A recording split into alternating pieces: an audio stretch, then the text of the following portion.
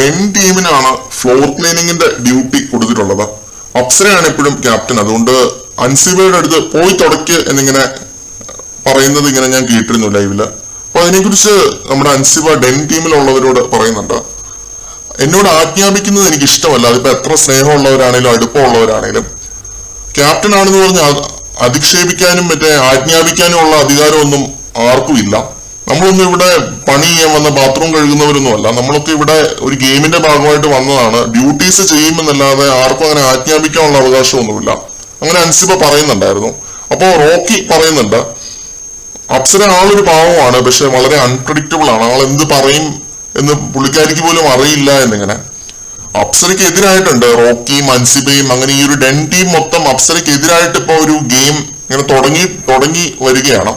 പോയി ഇങ്ങനെ തുടക്കുക എന്ന് വളരെ റാൻഡം ആയിട്ട് അൻസിബയോട് പറഞ്ഞപ്പോ അൻസിബയ്ക്ക് വളരെ ഹേർട്ട് ആയിട്ടുണ്ടാവാനുള്ള ചാൻസ് ആണ് കൂടുതലും. അപ്പം അപ്സര അതിന് സോറി ചോദിക്കുമോ എന്നൊക്കെ നമുക്ക് കണ്ടറിയാം ലൈവില്.